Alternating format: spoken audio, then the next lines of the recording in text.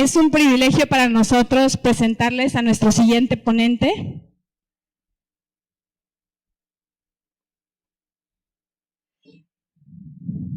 Si podemos guardar silencio.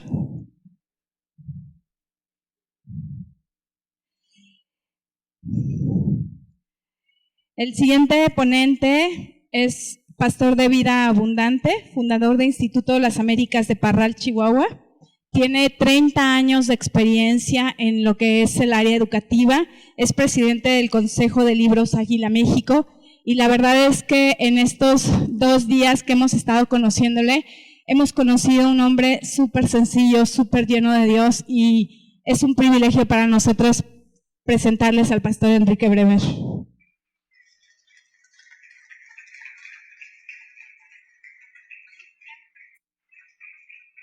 Muy buenos días. Bueno, como les están comentando, tenemos ya casi 30 años que iniciamos nuestro proyecto escolar y por lo tanto estoy acostumbrado a estar delante de alumnos y he descubierto que los buenos alumnos siempre se sientan adelante, así que si usted está aquí, véngase para adelante. Nadie se sienta atrás más que para hacer cosas que no debe, a menos que tenga un niño latoso, ¿verdad? Entonces quiero animarle que si usted está atrás, hay lugares aquí adelante, acérquese. 2, a los que me están manejando el sonido, si me le bajan un poquito al volumen, sí, así no retumba tanto y no hago competencia con la voz divina. Magnífico. Y bueno, quiero iniciar esta sesión primero platicando un poco de nuestra historia para que ustedes conozcan por qué hacemos lo que hacemos, de dónde nace lo que estamos haciendo. Y luego quiero compartir con ustedes algunos conceptos que considero de vital importancia para nosotros en este tiempo en el avance del reino en México. Quiero que entienda que yo educo porque soy pastor. No, ya me le subieron al volumen. Bájemele. Si no se oye tanto atrás, véngase adelante. Todo tiene plan con maña. Yo educo porque soy discípulo de Cristo. Y yo educo porque soy pastor. Mi interés es el reino de Dios. Educación es una parte absolutamente esencial para el avance del reino de Dios, pero necesita ser entendida como una parte del reino y como algo que está al servicio del reino de Dios. Educación no es un ídolo, no es algo que aparte de lo demás. Hacemos esto porque queremos ver el reino de Dios en México. Y leo de uno de mis libros favoritos que le quiero recomendar mucho que usted busque. Se llama Democracia en América. Fue escrita por un francés por nombre Alexis de Tocqueville, aproximadamente en el año 1825. Alexis de Tocqueville viaja a la nueva República Norteamericana. Recuerda que en aquel tiempo un país democrático o una república era una novedad. También recuerde usted que la Revolución Francesa había fracasado estrepitosamente. Aunque hay mucha gente que quiere hacer de Francia y su filosofía, ¿verdad?, del wow, la realidad es que la Revolución Francesa fue un fracaso, ¿sí? Terminando en un baño de sangre, el reino de terror y finalmente una dictadura tremenda, etc. Entonces, Tocqueville se viene a los Estados Unidos de Norteamérica para examinar qué está pasando en esta democracia. Y vive en el país y viaja por todo el país durante un largo periodo de tiempo y escribe este fenomenal libro, Democracia en América. Le recomiendo mucho que lo consiga, lo puede bajar en PDF de internet, y la ventaja es que como fue escrito en francés, la traducción al español es mejor que la traducción al inglés. Y él escribe cómo los habitantes ya prósperos de la costa atlántica se unían en sus esfuerzos para enviar misioneros a las provincias de Occidente. Dice, para que fundaran iglesias y escuelas.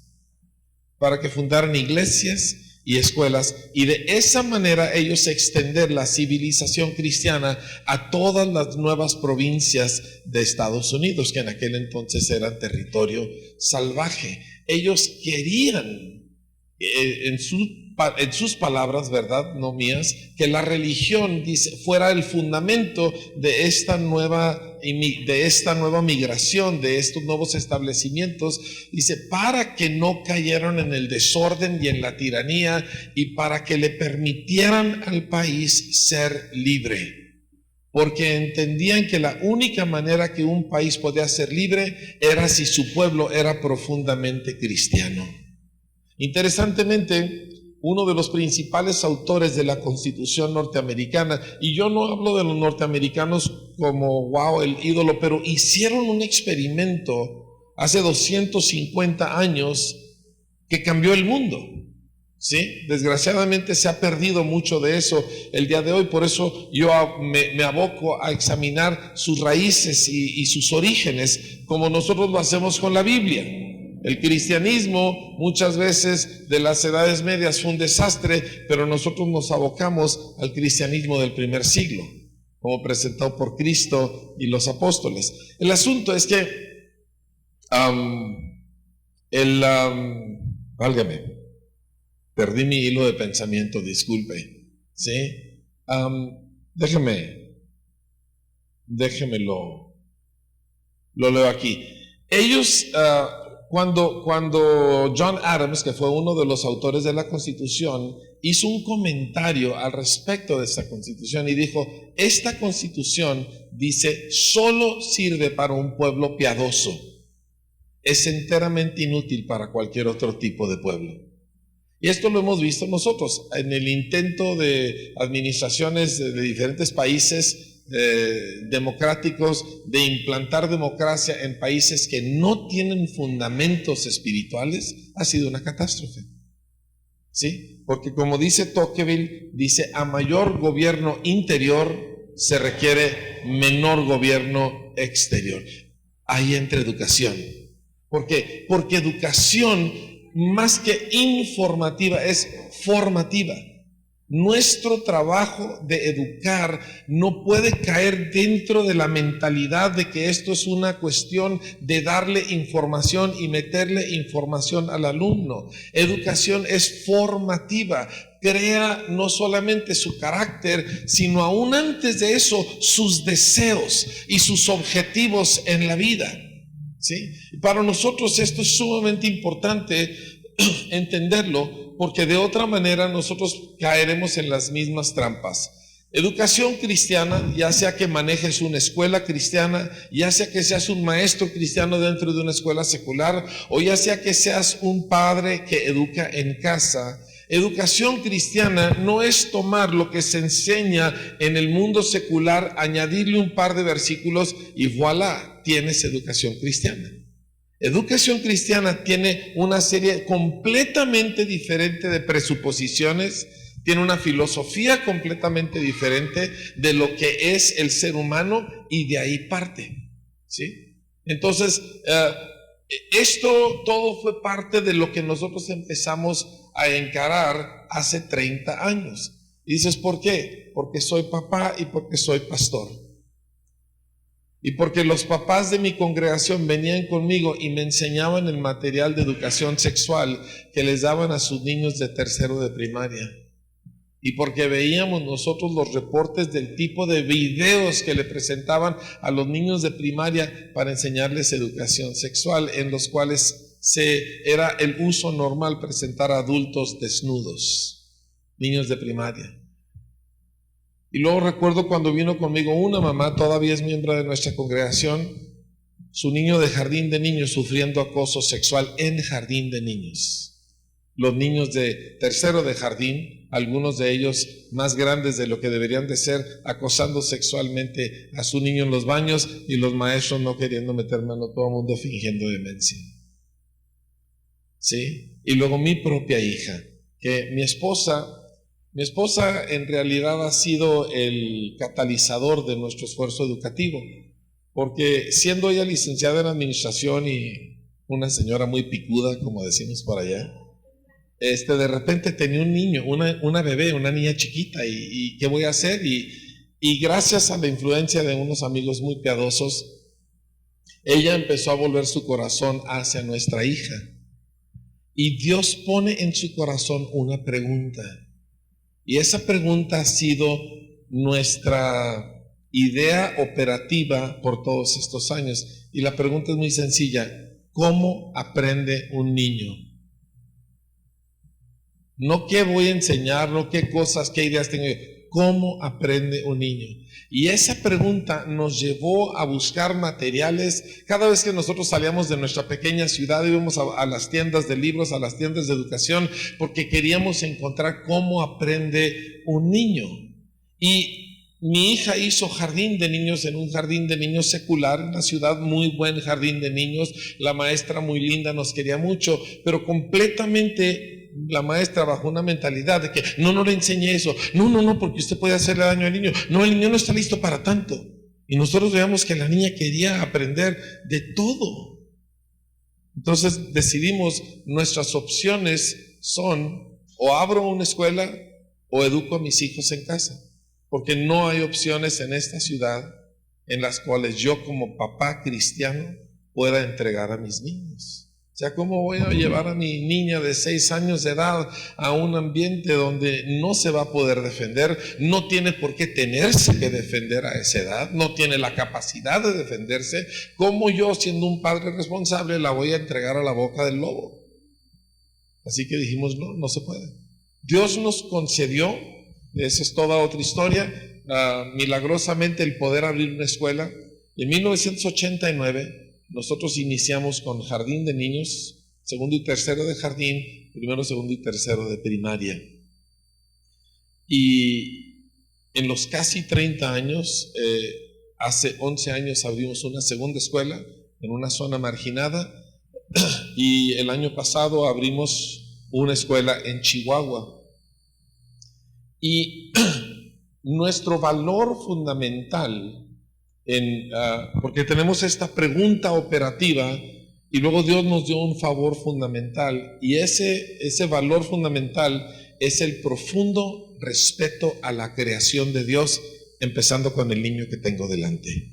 Dios lo hizo, Dios imprimió su imagen en el niño, ¿verdad? Por lo tanto, yo respeto a ese niño porque él porta la imagen de Dios. No valgo yo más por ser adulto y saber más y poder más que ese niño por ser menor de edad. Y partiendo de ahí, estas dos cosas se unieron, ¿sí? El niño fue hecho por Dios, fue hecho imagen de Dios, no es un accidente biológico, fue diseñado. Salmo 139 dice que Dios escribió en detalle en su libro cómo iba a ser esa pequeña persona, ¿verdad? Es un adulto en proceso, entonces nosotros vamos a tratarlo a partir de ahí, y entonces volvemos a la pregunta: ¿cómo aprende? Y descubrimos lo siguiente: el niño aprende solo. Ahora, quiero calificar un poco eso dentro de unos momentos, pero el niño aprende por naturaleza, ¿sí? Usted ponga a un niño en un cuarto con gabinetes y puertas cerradas, ¿qué va a hacer el niño? Va a abrirlas. Él quiere saber qué está dentro. ¿Por qué? ¿Quién le dijo que lo hiciera? Nadie. Es una curiosidad innata que Dios puso en el ser humano, ¿sí? Usted pone a ese niño, ¿verdad? Y le da un par de juguetes, ese niño va a desbaratar el juguete, va a querer saber por qué y cómo y dónde y cuándo, ¿verdad? ¿Sí? Y descubrimos nosotros que el niño por sí solo aprende porque así lo diseñó Dios, pero que los sistemas educativos modernos, entre comillas, matan el instinto de aprendizaje del niño, ¿sí? ¿Por qué? Porque lo llenan de trabajo memorístico, repetitivo, aburrido, que no tiene ninguna relación con la vida que él vive. Y como resultado, las estadísticas nos dicen que para el final del segundo año, el 90% de los niños aborrece la escuela. ¿Cómo educo a un niño que aborrece las 5 o 6 horas que él pasa en mi institución? ¿Cómo lo educo si él ya está bloqueado emotivamente en contra de aquello? Entonces empezamos nosotros con esta pregunta, a ver, bueno, ¿qué es lo que le sucede al niño? Le quiero plantear algunas ideas muy básicas, ¿sí? Una es una pequeña secuencia de palabras que creo que le puede servir. Le animo a que la escriba. Es lo siguiente: experiencia, y luego pongo una flecha, y luego ponga expresión, y luego otra flecha, y luego codificación o simbología. ¿Sí? ¿A qué me refiero? El niño primero experimenta por naturaleza, ¿sí? Toca algo, huele algo, gusta algo, ¿sí? Su siguiente experiencia es que él expresa: guácalas, o qué rico, o qué bonito, ¿verdad? O qué grande. Y después de la expresión puede darse el proceso de codificar aquella expresión en símbolos, o sea, letras. Esta secuencia natural la vemos desde el huerto de Edén, donde el ser humano primero experimenta, después expresa y después aquello se registra. Lo vemos en las epístolas. Vemos al apóstol Pablo: primero experimenta un encuentro con Dios, luego expresa: quién eres, Señor, ¿verdad? ¿Qué quieres que yo haga? Y después escribe en cartas las cosas que él experimentó. Lo vemos en su carta a los Corintios. Los corintios experimentan toda clase de dones espirituales, ¿verdad? Y ellos están expresando, a veces equivocadamente, su experiencia, y ahora se necesita instruirlos para que hagan buen uso de lo que Dios les ha dado. Entonces repito, porque esta frase es clave para cambiar cómo nosotros enseñamos: experiencia, expresión, codificación. Ahora, el sistema educativo imperante en todo el mundo es exactamente al revés. Te pongo una página, te pongo una pizarra con un montón de símbolos, ¿verdad? Luego te los leo, y si soy un buen maestro o si tengo un papá que coopera, ¿verdad? Entonces puede que te lleve a la experiencia del asunto. Exactamente al revés de cómo Dios diseñó al ser humano. ¿Sí? Entonces, con razón, aburridísimos en la escuela. Hemos descubierto vez tras vez que todos los problemas, bueno, no voy a decir todos, solo como el 90 y no sé qué por ciento, pero más del 90% de los problemas de disciplina en la escuela es un alumno aburrido. ¿Sí? Tú juntas un grupo de niños listos y el maestro tiembla. ¿Por qué? Porque si él no viene preparado, ellos van a aburrir. Si ellos están aburridos, le van a hacer un caos en el salón. Y es porque son listos. Y con 30 años hemos visto varias generaciones así, donde tuvimos niños listos y maestros aterrorizados. Pero el punto siendo de que nosotros queremos cambiar el orden de cómo nosotros enseñamos. Ahora, yo no le estoy diciendo nada que nosotros inventamos, solo descubrimos. Muchos otros antes de nosotros descubrieron estas cosas, ¿verdad? Te puedes ir atrás al siglo XVII, Juan Comenio, el padre de la educación moderna. Lee sus escritos, te va a decir exactamente lo que te estoy diciendo yo. Esto no es nada nuevo, no estamos inventando el hilo negro, pero la tendencia institucional es exactamente al revés. Es hacer las cosas de la forma más antinatural posible. Una de las cosas que Comenio enfatizó y que nosotros descubrimos antes de saber que existía Comenio es que entendimiento es la base de aprendizaje, es la esencia de aprendizaje. Pero nuestro sistema educativo en México, memorización es aprendizaje. Te memorizas cosas que no entiendes, que no te importan y que nunca vas a usar, y luego las vacías en un examen para que te den una calificación, y el minuto después de que terminas el examen se te olvida todo lo que tú vaciaste ahí. El resultado siendo que después de 14 años de escuela, tú sacas un alumno que esencialmente conoce muy poco. Nosotros hemos hecho un cálculo de que lo que típicamente sabe un alumno de tercero de preparatoria, nosotros creemos que se lo podríamos enseñar en más o menos un periodo de 2,5 a 3,5 años, total, desde jardín hasta prepa.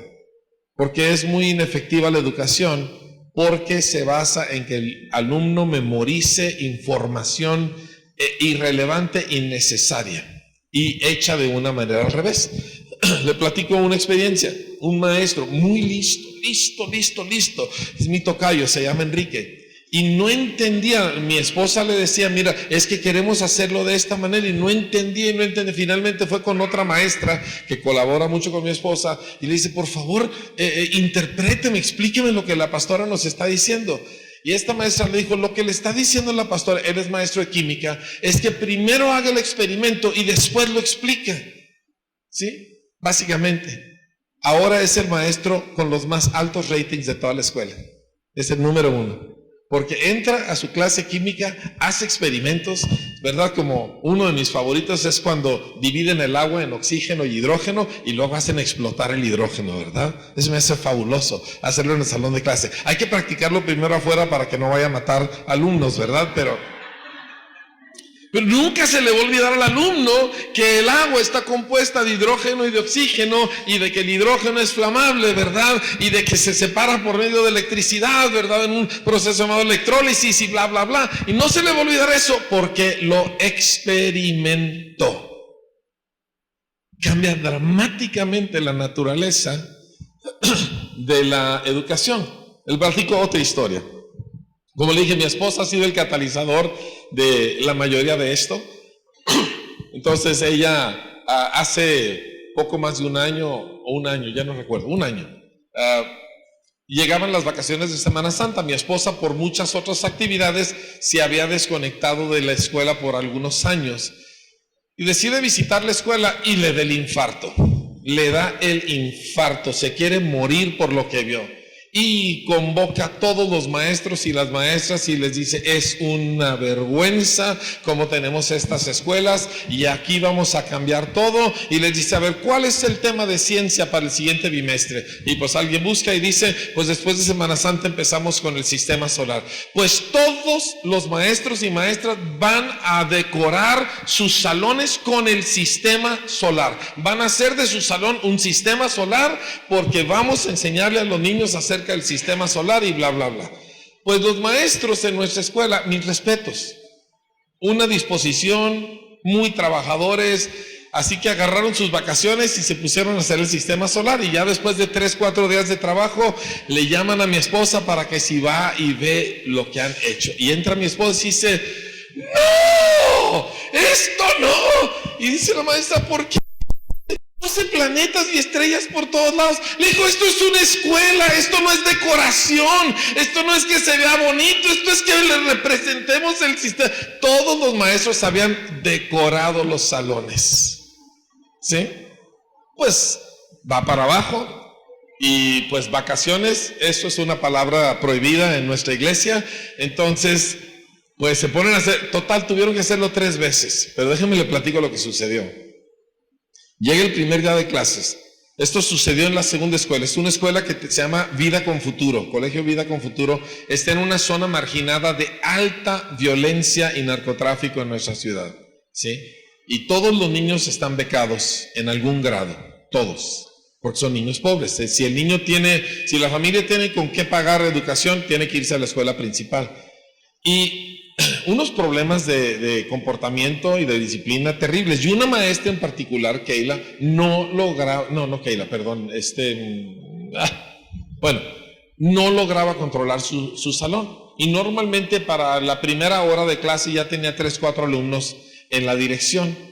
Total, ella hizo todo eso, llegan los alumnos y los muchachitos llegan y dicen, maestra, ¿qué es esto? No, dice, mire, esto lo vamos a empezar a estudiar mañana, es el sistema solar, pero eso hasta mañana, hoy tenemos que terminar X cosa. Se van los niños a su casa, se meten al internet, se ponen a investigar el sistema solar, llegan al día siguiente y dicen, ese es Saturno, ese es el Sol, ese es esto. ¿Y saben qué pasó con los problemas de disciplina? Jamás hemos vuelto a tener problemas de disciplina. Necesitamos revertir esta inversión, necesitamos dejar de enseñar con las estructuras con las cuales nosotros fuimos enseñados. Y quiero que entiendas que ahorita en eso nosotros somos el problema, porque nosotros fuimos formados así. Esto va contra naturaleza en nuestro caso. Nosotros por inercia vamos a hacerlo al revés, porque así se nos enseñó a nosotros. Y si intencionalmente nos damos a la tarea de hacerlo de la manera correcta, nos va a costar. Cada rato nos vamos a tener que corregir cuando nos encontramos volviendo a las andadas, ¿verdad? Y nos necesitamos ayudar unos a otros cuando nos pescamos, ¿verdad? Haciendo las cosas al revés y enderezar esto. Pero sí se puede lograr. Como le dijo Ángel, nuestra escuela en los últimos exámenes de Planea, o ya no sé cómo se llaman, PISA, Planea, originalmente eran enlace. Nosotros los tomamos cada año sin preparar a nuestros alumnos, porque son un termómetro. Queremos nosotros saber cómo estamos en exámenes que no son nuestros. Queremos saber cómo nuestros alumnos pueden desempeñarse en un ámbito que no es el nuestro, que es bastante protegido, ¿sí? Se evaluó a tercero de secundaria el año pasado. Salimos en primer lugar en el estado de Chihuahua.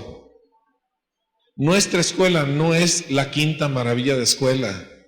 Lo que pasa es que no estamos matando lo que Dios puso en el niño. Hay muchas cosas que necesitamos crecer. Yo siempre estoy preguntándole a otra gente, con escuelas nuevas y con escuelas viejas, grandes y chicas, yo siempre estoy averiguando qué hacen, porque yo sé que nos faltan muchas cosas, pero tenemos la gracia de no destruir lo que Dios diseñó en el alumno, y los chamacos quieren aprender. Le doy un par de ejemplos. 1. Matemáticas. Diga conmigo matemáticas. ¿Cuántos aborrecen las matemáticas? Vamos, sí.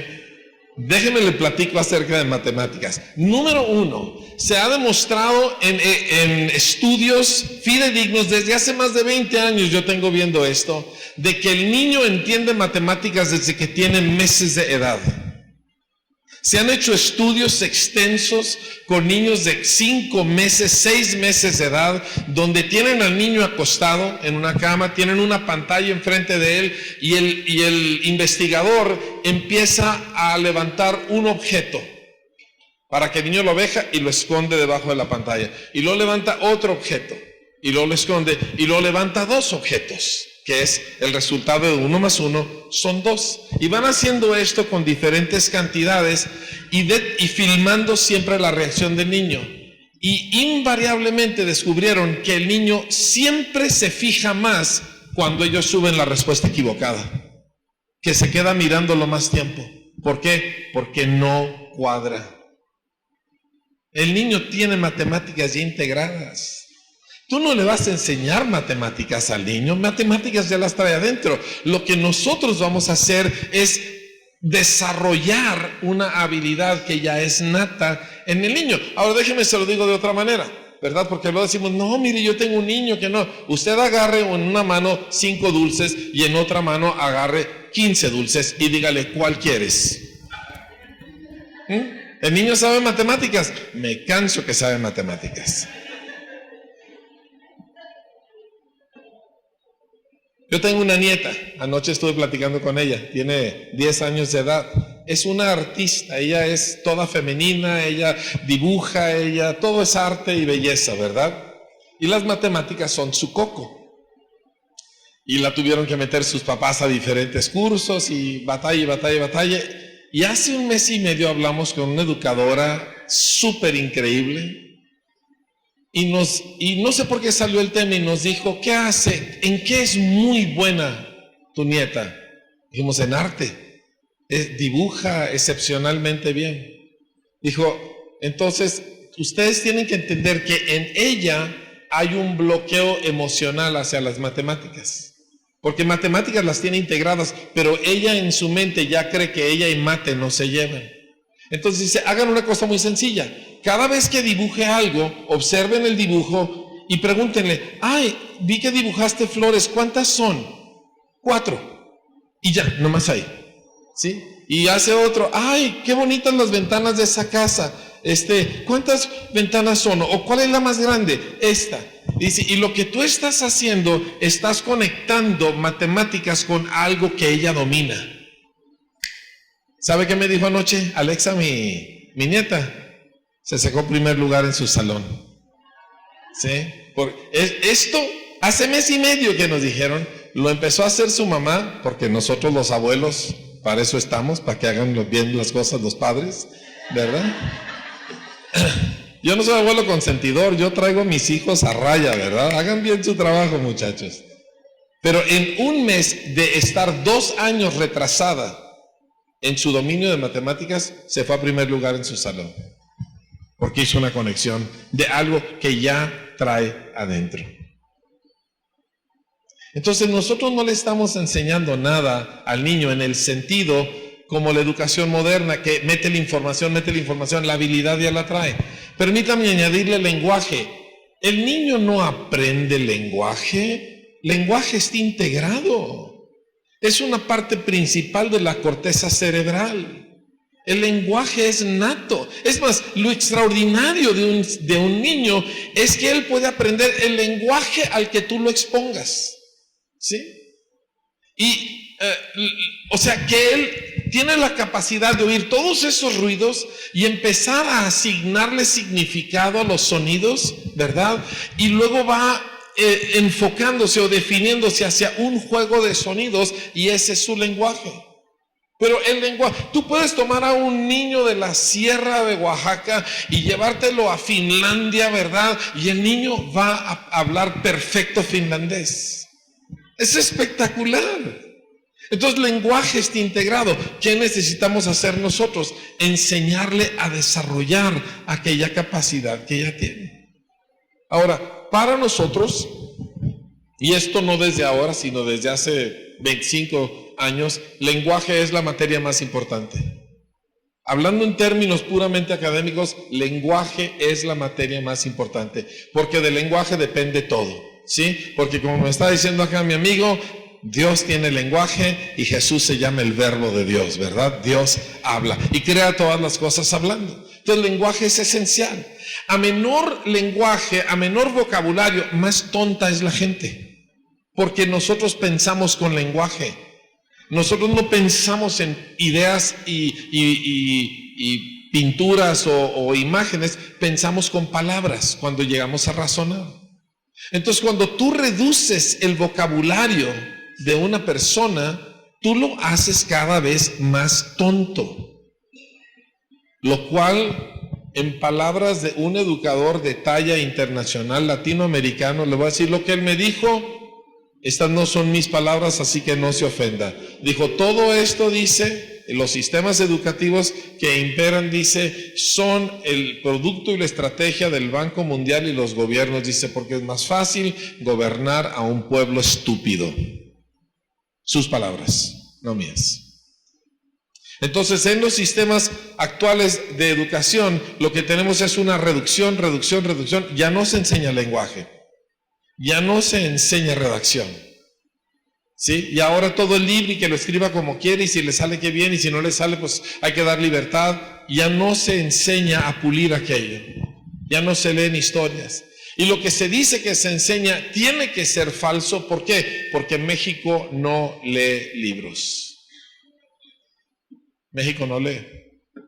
Entonces, aunque te hayan enseñado la mecánica de la lectura, que ya no se hace, porque simplemente los de ustedes que conozcan el término, el método global, y si lo has usado, es una catástrofe. ¿Por qué? Porque el español es un idioma fonético, ¿sí?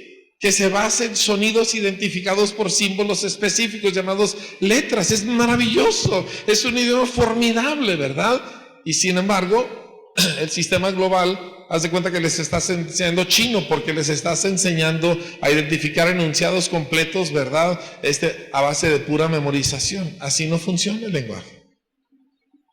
Entonces, pero volviendo, lenguaje entonces es clave, es absolutamente esencial si vamos a desarrollar una buena educación. ¿Por qué? Porque el lenguaje le abre el mundo al alumno, pero el lenguaje ya lo trae metido. Entonces, ¿qué hacemos? Por ejemplo, nosotros queremos interesar al alumno en lectura. Bueno, primero necesitamos interesar al maestro o al papá, si es hogar educador, en lectura. Porque maestro que no lee, ¿cómo va a enseñar al niño a leer? Entonces nosotros tuvimos que enseñarle a nuestros maestros a que les gustara leer. Y yo agarré a todos nuestros maestros, que son un montón, ¿verdad?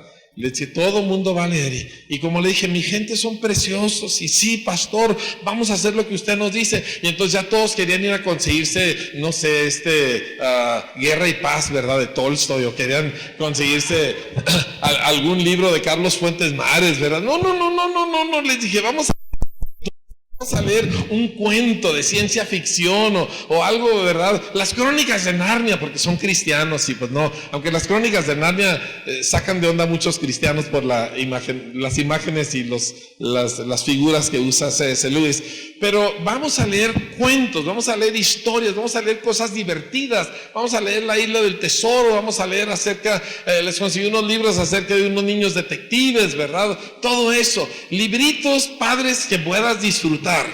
Y todos los maestros estaban en crisis psicológica y religiosa, ¿verdad?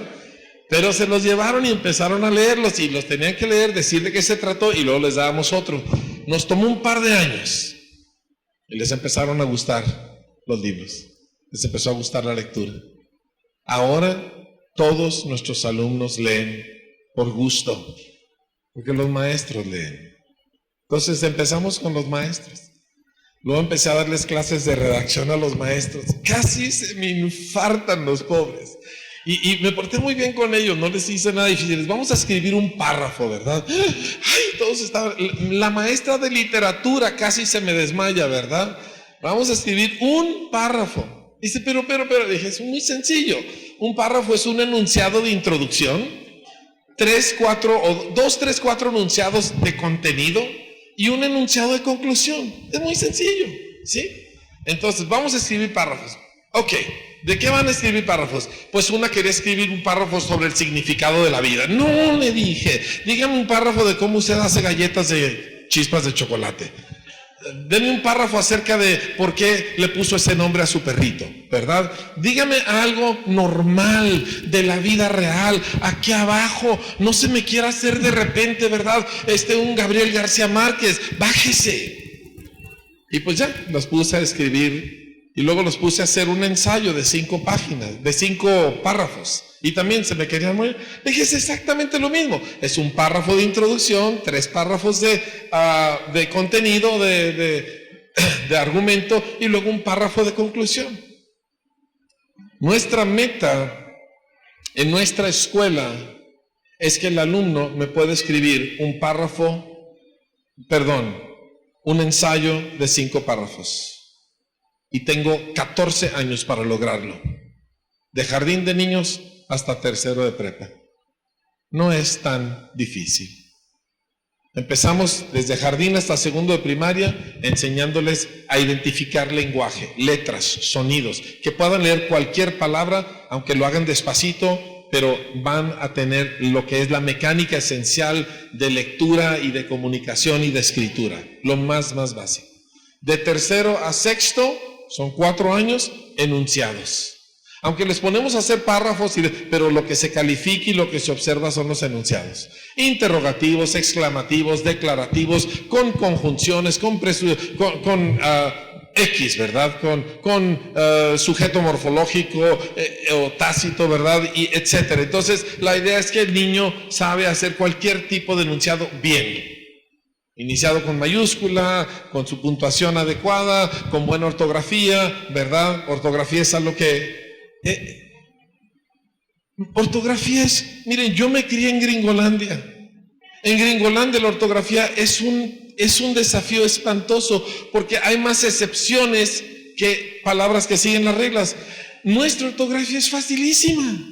O sea, el español es fonético. Así como está escrito, así se dice. Las únicas excepciones son la H muda, ¿verdad? Son la S, C y Z, porque no estamos como en España, ¿verdad? Que la pronunciamos correctamente. Y aprender un par de acentos y puntos y comas. Y sin embargo tenemos una horrible ortografía, porque no se enseña. Secundaria, párrafos. 3 años para escribir un buen párrafo. 3 años para ¿de qué tipo de párrafo? De 40,000 diferentes tipos de párrafos, pero nada más párrafo.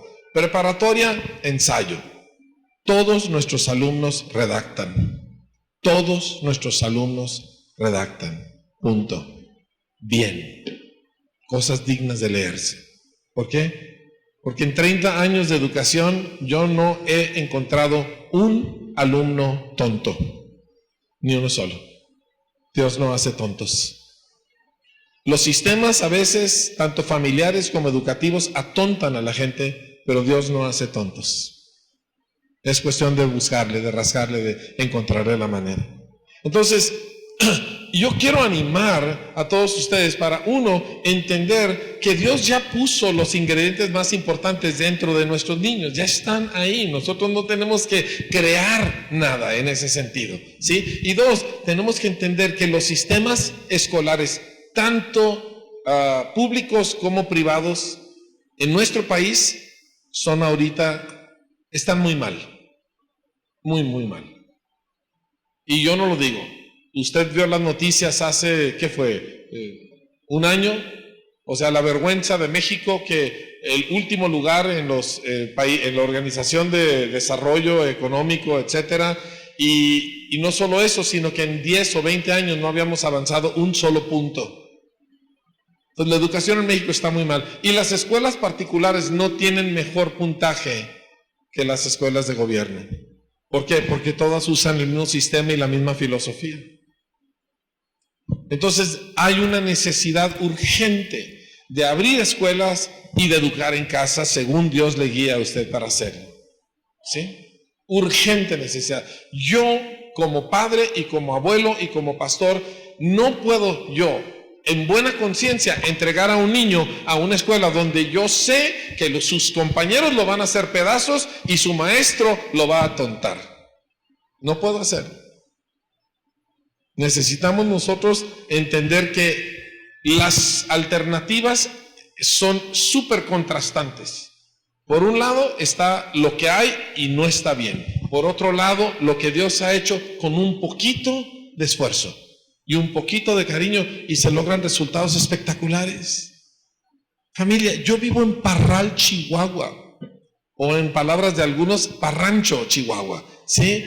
Yo vivo donde da vuelta el aire. O sea, apenas hace 10 años nos metieron en un supermercado de cadena. Nosotros contábamos nuestros semáforos en una sola mano y no todos funcionaban, ¿me entiende? Si en Parral se puede educar bien, en cualquier lugar se puede hacer. ¿Sí?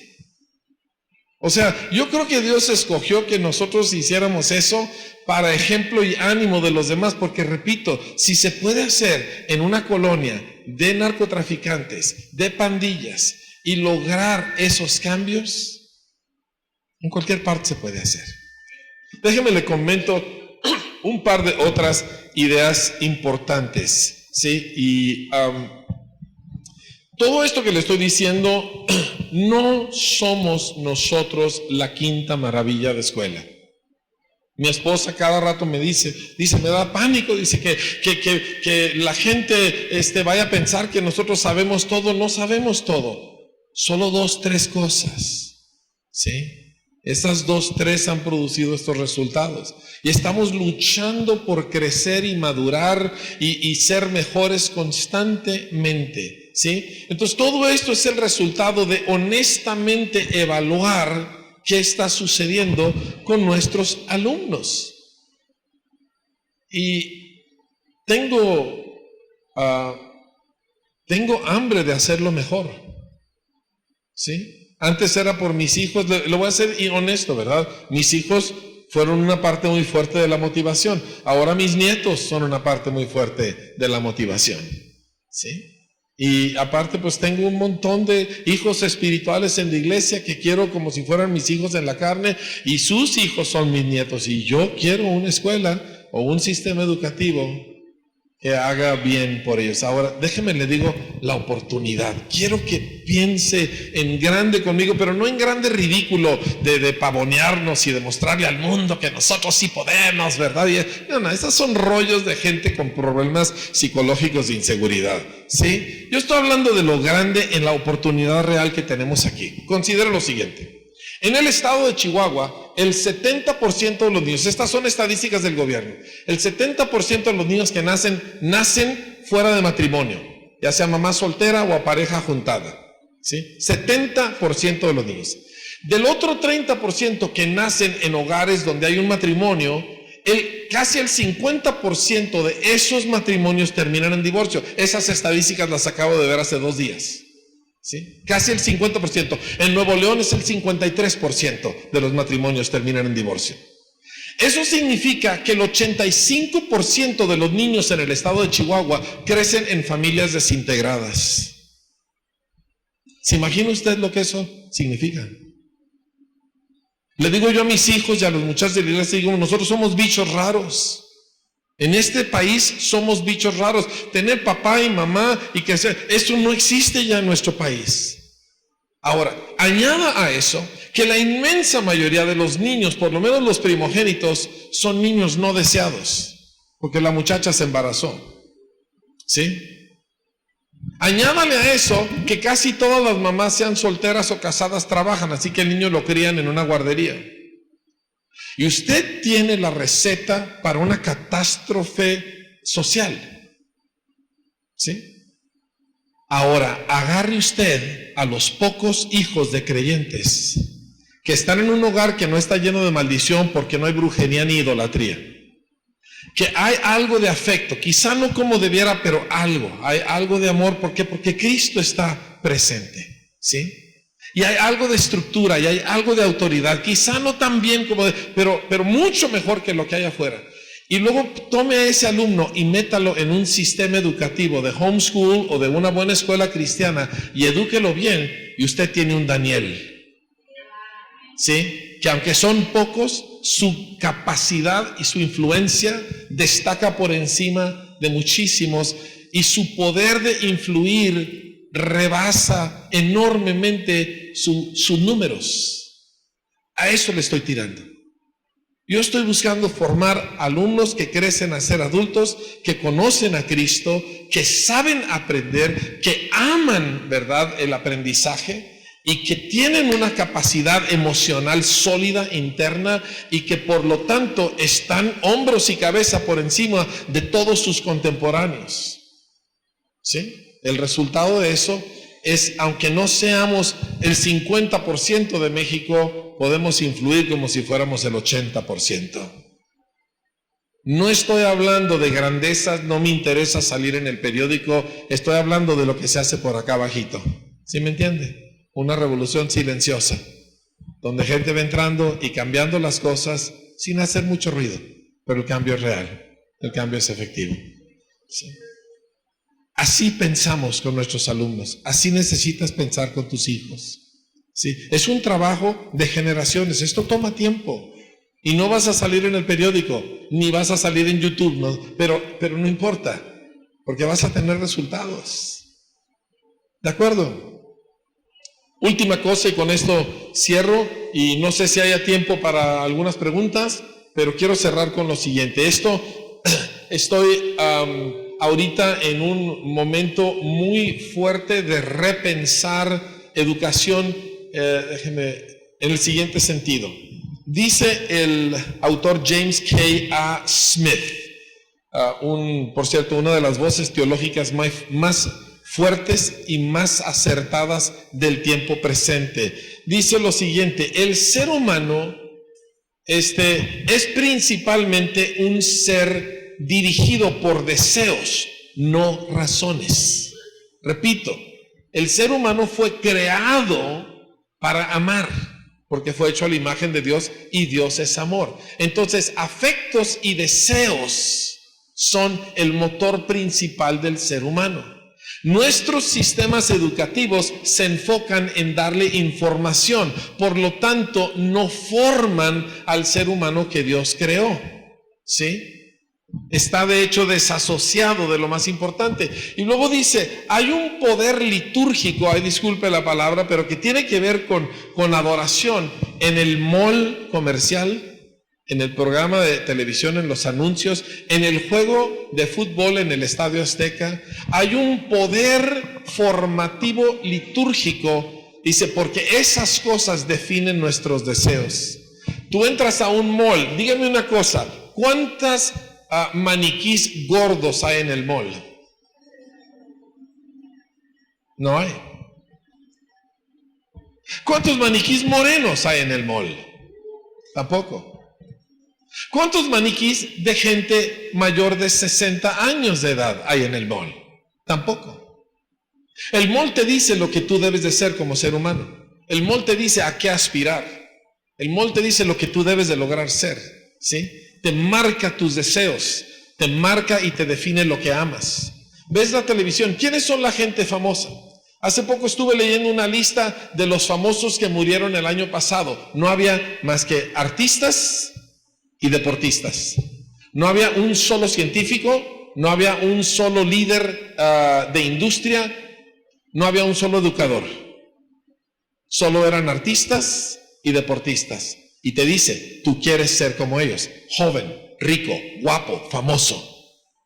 Entonces todo el mundo está en Facebook, y en Instagram, y en Snapchat, y en todas esas cosas, tratando de agarrar su pedacito de lo que le dice todo este sistema que debe de ser. Eso es lo que define cómo somos. Educación necesita ser formativa y formar esos deseos, ¿sí? Formar aquellas cosas que esperamos alcanzar. Formarnos el ideal de lo que yo debo ser cuando me desarrolle plenamente. Eso es lo que el Evangelio hace. Y la educación necesita encontrar formas de hacerlo también. Escuchen lo siguiente. Dice, lo que deseamos, lo que esperamos un día alcanzar y por lo tanto lo que amamos son el fundamento sobre el cual se desarrolla nuestro pensamiento y el filtro de la información que percibimos y asimilamos. Entonces, si yo lo que quiero es no ser pobre porque mis papás fueron pobres, si yo no quiero ser pobre porque a mí todo me presenta un cuadro de riqueza y de lujo, ¿verdad? Y vemos las telenovelas. Por cierto, en las telenovelas hay gente pobre. Sí, la heroína antes de que se quede con todo, antes de que se case con el rico. ¿Sí? Porque la heroína de la telenovela nunca se casa con un pobretón, ¿sí o no? Por cierto, en las telenovelas se han fijado que el galán siempre es un bruto. ¿Se han fijado? Que hay un desprecio para la inteligencia del varón impresionante en las telenovelas. Todo eso te va formando tu perspectiva de la vida. Entonces, ¿qué sucede? Yo no quiero ser pobre, yo no quiero ser pobre. ¿Por qué? Porque a mí todo me dice que la felicidad está si yo tengo dinero. Entonces, ¿qué sucede? Eso define lo que yo escucho. Eso define lo que yo asimilo, eso define cómo yo pienso. Y yo empiezo a medir a la gente, yo empiezo a medir los estudios en base a si me puede producir dinero para yo salir de pobre. Y ¡pum! Tengo esas cosas que les ponen a los caballos, donde solo puedes ver una cosa muy angosta.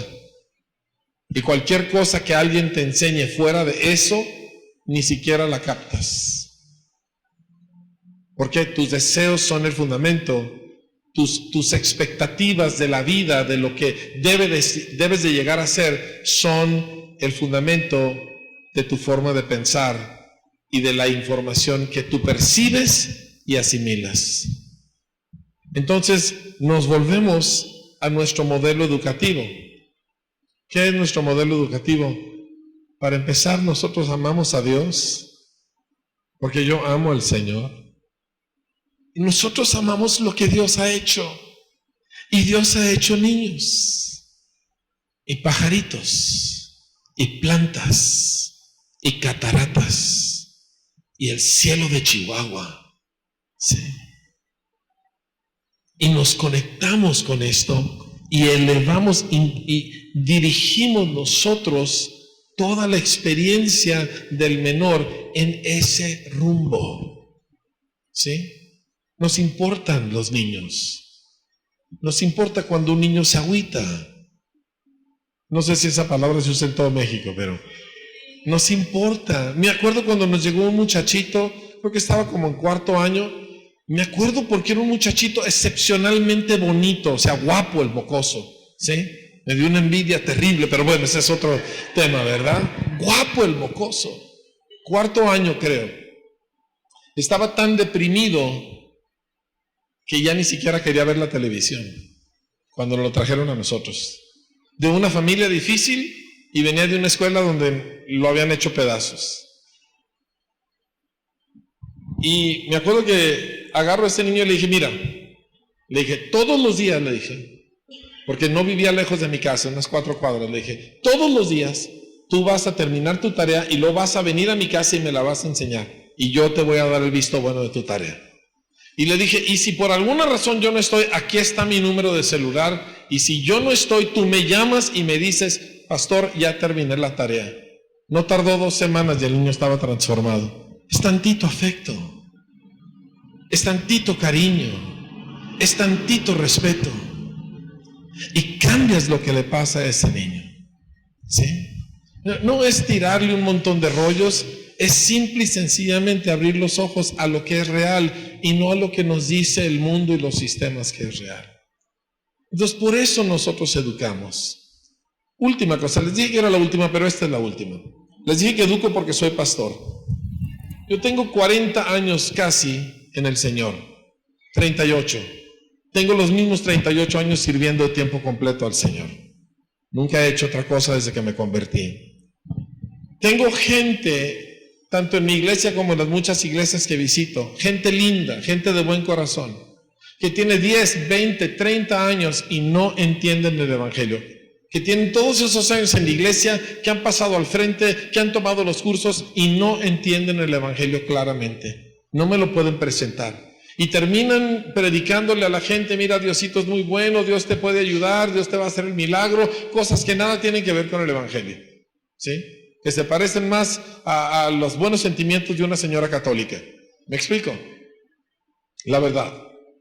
Y oyes hablar a un cristiano y oyes hablar a un católico más o menos buena onda y hablan igualito. A mí Dios me ha hecho muchos milagros, ¿verdad? Igualito hablan los dos, sin entender el Evangelio. Yo frustradísimo, digo, ¿por qué? Hasta que empecé a entender, es que su sistema educativo, su familia y su sistema educativo le prohibieron usar su mente, le entrenaron a no pensar, ¿sí? Y como resultado, él o ella vive del impacto emocional que recibe cuando viene a mi congregación, de la alabanza, de una prédica impactante. Pero es todo. Por eso la gente sale y te preguntan, oye, ¿cómo estuvo la reunión? Tremenda. ¿De veras? ¿De qué predicó el pastor? No me acuerdo, pero estuvo tremendo. Lo único que trae es el impacto emocional, pero nada penetró aquí. ¿Cómo aplico Romanos 12:2 a esa persona? ¿Cómo transformo la vida de alguien entrenado a no pensar? No puedo. Por eso educo. Por eso educo, porque yo no quiero que gente fiel, bonita de mi iglesia, a la hora de la hora ni siquiera pueda compartirle el Evangelio claramente a alguien que ellos quieren alcanzar para Cristo. Y pudiera seguir, pero creo que con eso es más que suficiente. Entonces vamos a hacer lo que podamos hacer para educar a nuestro pueblo y a todos los que se nos acerquen, ¿verdad? Porque tenemos la gran ventaja de que México nos permite hacerlo. Haciendo escuelas incorporadas, haciendo escuelas no incorporadas, educando en casa. Nuestro país tiene la inmensa bondad de que cualquiera de esos puede ser reconocido oficialmente en un proceso relativamente sencillo. Ahora, yo hago mi parte, nosotros producimos libros y tenemos un sistema educativo y hacemos un proceso de certificación de tus estudios, bla, bla, bla. Yo estoy haciendo la parte que puedo, hasta donde puedo, porque creo en eso, no por hacer negocio. Porque hasta ahorita no me has dado ni un 5, Ángel, por cierto. No he ganado un 5 de esta cosa en que me metiste. Pero el asunto es de que queremos nosotros hacer lo que podamos. Si lo que tú puedes hacer es empezar un homeschool, hazlo. Si tú eres pastor y puedes usar tus instalaciones para empezar una escuela, hazlo.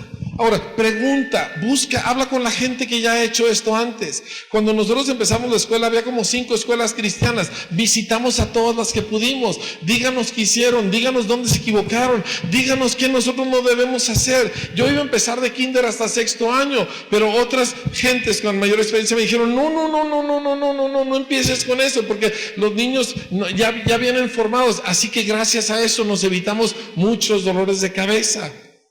Pregunta, indaga, averigua, investiga, no seas sabiondo, no trates de inventar el hilo negro, no trates de decir nosotros somos los únicos y lo nuestro es lo mejor. No es cierto. Aprende a hacer 3, 4 cosas bien y con eso lo hacemos, familia.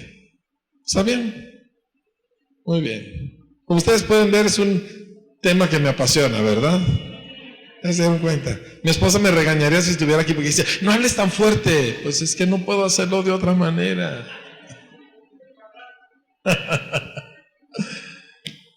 ¿Qué les parece si cerramos con una oración? ¿Cuántos de ustedes ya saben que Dios los está llamando en concreto, no en teoría ni en filosofía, en concreto a hacer algo en términos de un trabajo, un esfuerzo educativo? Levanten la mano. Oh my, no sabes en lo que te estás metiendo, ¿verdad?